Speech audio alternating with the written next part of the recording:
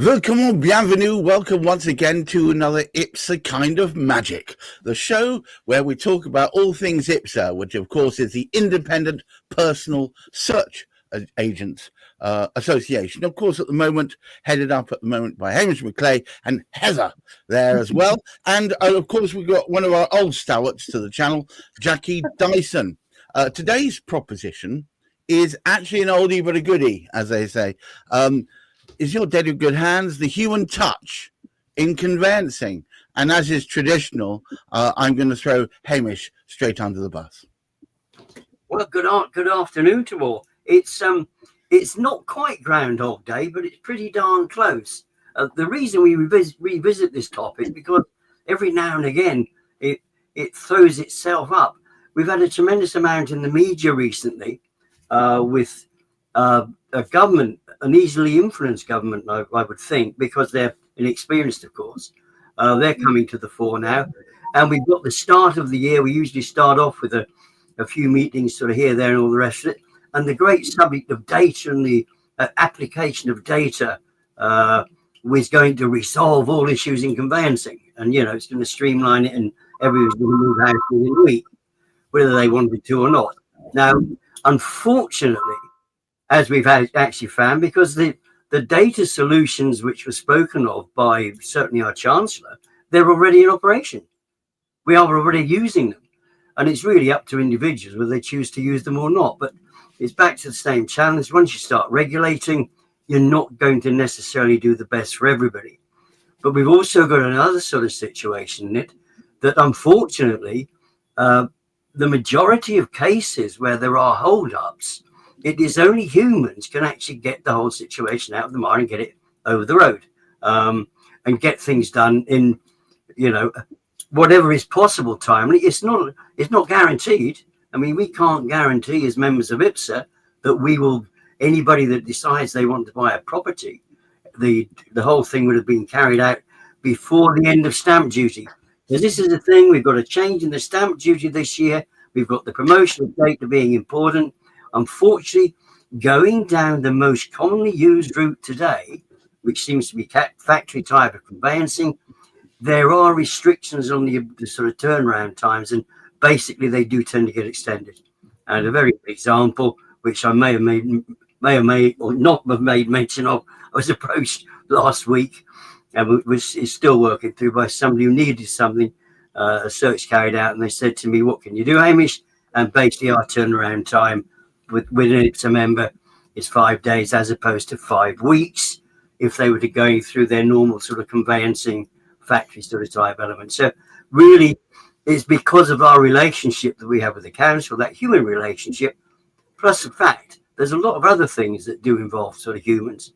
But we'll let the others discuss aspects that they are familiar with, because between us there's an awful lot of aspects that we can see where people can benefit with that human touch, along with that data that is so readily available. Heather, it seems to me that, and I've said this before, but I think it bears repeating, that IPSA members go the extra mile, but they do it in a shorter frame time than the factory conveyancers. Yes, and the main reason for that, obviously, IPSA members aren't conveyancers, but we work with conveyancers. And you'll notice if you work with a high street conveyancer or a proper, what I call a proper conveyancer, they will take on sufficient work that they know they can complete within a decent time frame, and they will use IPSA members to get the searches done within a reasonable time. However, you also have these factory conveyancers, as we call them, that take on a huge amount of work at a low price. They have far more files they can cope with, and the service is therefore slower. And so it doesn't matter how quickly the searches are done, it's not going to make a difference to that time frame. And now the MHCLG brought out a press release at the weekend saying about how they're improving the system and all about the conveyancing transaction times are going to be dramatically reduced by end-to-end digitization. And it all sounds wonderful, and I'm sure it will help, but there is a lot more to it than that. I was at the Conveyancing Association conference just 2 weeks ago, And some research had been done which showed that the biggest time wasting part of the transaction process is waiting for a mortgage offer, and that is closely followed by the time taken to receive answers to additional inquiries. Now, none of that searches, the searches are done, and none of those are things that can be improved really by digitization. A mortgage offer has to be reviewed by a person. It's not automatic, and the additional inquiries are very often used by conveyancing factories as a way of extending the time because they haven't had a chance to look at the file. So they ask some ridiculous questions that they don't really need to have the answers to, just so that they can put that file to the bottom of the pile again and deal with something that someone's shouting a bit louder at. So, yeah. But it appears to me that it's not just that you are getting it done more quickly, you're actually getting a more in-depth search. Definitely. You're going to uncover things that the factory conveyancers, even with dealing with hundreds of files, aren't going to be able to find. Yes. And that's where Jackie has more knowledge than we do on that, simply by the length of time that she's been in the industry, the amount of things that we will find that don't necessarily pop up even at the council because, they've got new staff that don't have the knowledge. Jackie, I'm sure you can give us some examples of that. Jackie, I'm going to throw the ball over to you. Well, it's as Heather says, and Hamish, we know that we do go that more in depth.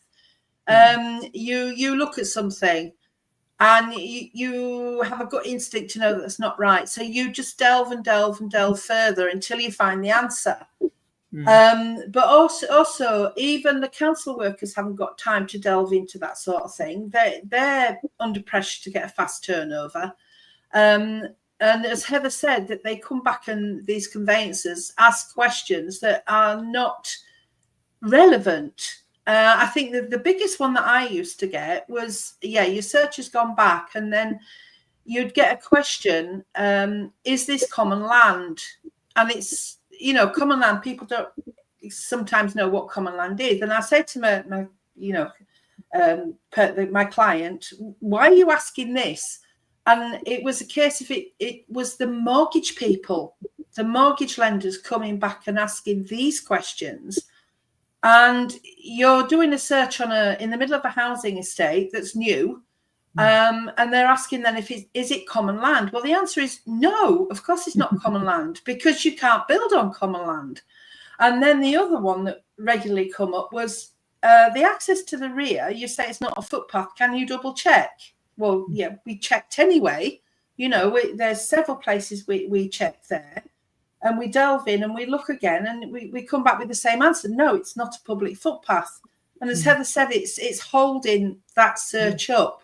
But it's not just the factory conveyancers, which is, they want fast turnaround, but they don't get it because they can't be bothered. It's the mortgage lenders are asking silly questions as well, because they don't understand the actual search questions. They've never been taught what the actual questions and what the answers mean. So they're holding it up as much as the factory conveyancers that have 130, 140 conveyancing files on the desk, where your local high street solicitor might only have 20. So they've time. And because they are local, they have got local knowledge as well as we have. And they know where common land is. They know where this is. They know where that is. They know what that is. So I'm feeling that the more we get digitized, the longer it's actually taking. And it's supposed to speed it up. But to me, 20 years ago, things were a lot faster. And now digitization is coming in. It seems to be taking longer. Why? That's the question I ask. And you're right, Jackie. And the searches aren't taking any longer. In fact, the searches are generally quicker. Certainly, if they use an independent search provider. Obviously, again, you've got the big factory search providers. They're slower. You know that because we've all done a little bit of work for those when we've had to. And when you get a question that comes back sort of 2 months after you provided the search. And you think, so literally it's taken them 2 months to even look at that search before they've asked the question, which didn't need to be asked because it was quite clearly there in the search in the first place. And, you know, you do worry and you do wonder about what quality of solicitors, conveyancers are looking at some of this work if they're asking those questions, and how long it takes them to do it. So yeah, we know that the searches don't take any longer than they're not the hold up in the situation at all. It's at least the government are looking at what they can do, but I feel they've hung their hat on digitisation, and that's not the be all and end all. There needs to be a lot more done to make the transaction times shorter. But is the digitisation making the searches easier? It can be when it's correct. It can be when it's correct. I mean, one of the things they are looking at doing as part of the press release that came out from MHCLG at the weekend is making building control and highways information freely available in a digitised format. Now, that sounds in itself really great, because that is the single most problems that we have, either waiting for data or having to pay for data, will be either highways or building control.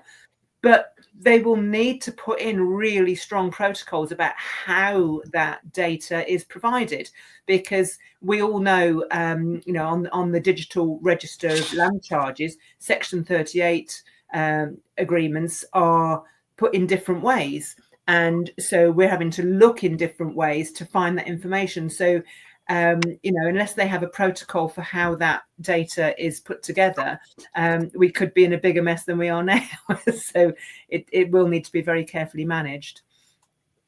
So what's the next stage then, Hamish? Well, I think to appreciate that the humans who are involved within the process are important. And to actually ask the humans who are involved with the process, who, if you like, cover the most ground, as to what they feel would help speed everything up. I mean, as Heather just sort of pointed out, if a mortgage is going to hold sort of something, what can anybody do about that other than the mortgage provider? There's absolutely nothing that the solicitor can't do anything. We can't do anything. We can't, by speeding a search up. You get a search back to somebody within sort of 24 hours, which can be done on some of our councils, because the information, that's great. The data's available to do that.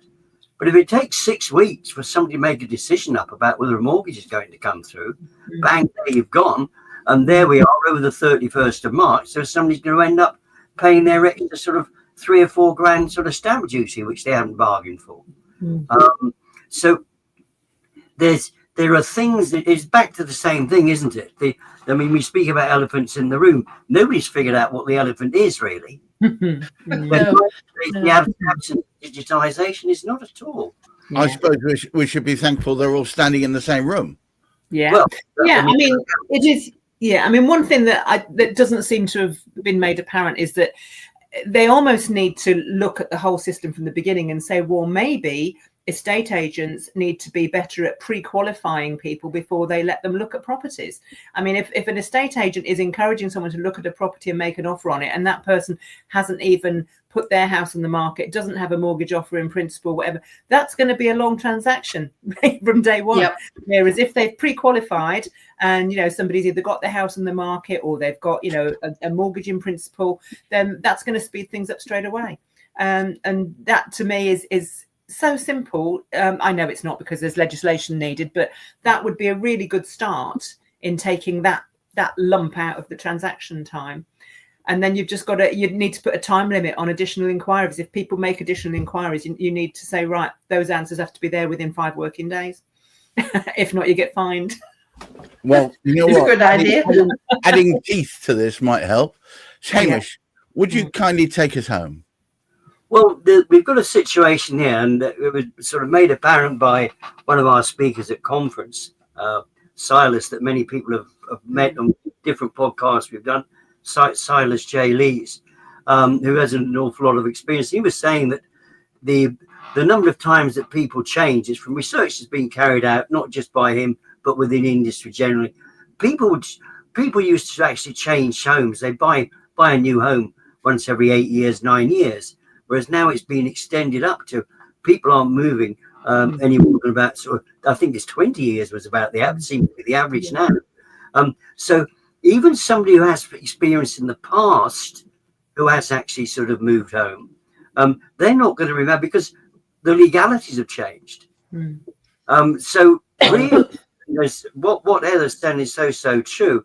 If people are going into the market and they do not understand, and this is the big, and it's one of the things we try and do, of course, with the podcast we do, not necessarily this one specifically, but try and make people aware of what they ought to do. And one of the people that we do actually sort of work with on several of the podcasts, she actually has what is called the First Time Buyers Club. And she helps people. If people speak to her right at the start, she will show them exactly what is needed. And the very first thing is financially. What can you do financially? And then, of course, the next person to speak to would be a mortgage advisor. So we've changed people are diving in. They're going to be estate agent first. The estate agent is probably about the third or the fourth person to go to. And I think it's changed that procedure around a bit and got the right professionals involved, because there's some very, very slick mortgage brokers there, and they are so good and so quick. But we're switching about averages again. And so I think what we've got, there is method there. These things can be done, and they can be done at the best possible speed, providing you actually are working with the right people. And it's being selective about who you work with. It's an often repeated meme with our channels, Hamish. You pick the right people to work with, you'll probably get the best result. It's really down to that. I would like to say that the IPSA members are welcoming, supportive, and they have your best interests at heart, and they don't work in competition with each other. Literally, they will find whoever's best to suit your purpose, and they will be the ones who have been most expert in that locality. I'd like to thank Hamish McClay for helping put this together, Jackie Dyson for onward support both of this channel and of course IPSA, and of course Heather, thank you so much for your helping Hamish steer IPSA in the right direction. And until next time, thank you all for attending us. Keep your feet on the ground, keep reaching for the stars, and please try and look after that mental health. Bye now. Bye.